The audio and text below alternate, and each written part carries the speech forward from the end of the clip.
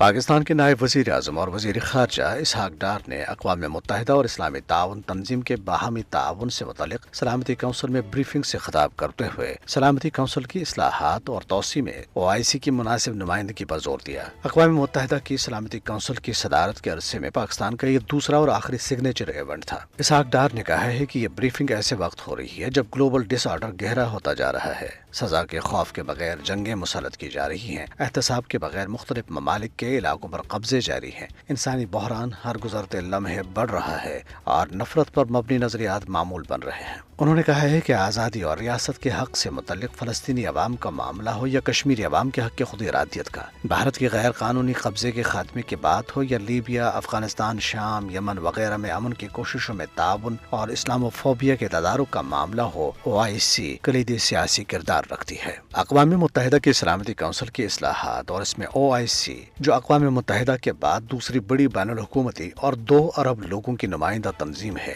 کہ رکن ممالک کی مناسب نمائندگی سے عالمی سطح پر طاقت کے توازن کو درست کرنے اور بدماش ملکوں کو لگام ڈالنے میں بڑی مدد ملے گی۔ بھارت ان بدماش ملکوں کی فہرست میں پہلے درجوں پر ہے جو جموں کشمیر پر ناجائز تسلط، انسانی حقوق کی پامالیوں، عالمی قوانین کی خلاف ورزیوں، جارحانہ روش، مداخلت، جنگی جنون، دہشت گردی کی سرپرستی اور ادارہ جاتی شکل اختیار کر رہی نازی طرز کی ہندو فسطائیت کے توسیع پسندانہ نظریات کی وجہ سے نہ صرف جنوبی ایشیا بلکہ پوری دنیا کے لیے سنگین خطرات پیدا کر رہا ہے۔ یہ کتنی تشویشناک بات ہے کہ بھارت جموں کشمیر پر اپنے جابرانہ تسلط کو برقرار رکھنے کے لیے کشمیریوں جو بھارت کے وجود سے پہلے اپنا بطور قوم و ملک ایک آزاد وجود رکھتے تھے کو اب عددی، تہذیبی، سیاسی، ثقافتی، مذہبی اور معاشی طور پر مٹانے کی کوششوں میں ہے، اور اس پر معترض پاکستان کے خلاف خطرناک فوجی تیاریاں کر رہا ہے اور اس پر جنگیں اور دہشت گردی مسلط کر رہا ہے۔ اس سنگین صورتحال میں OIC کی اقوام متحدہ سے مضبوط شراکت داری اور مسئلہ کشمیر پر واضح اور متحرک موقف کی ضرورت ہے۔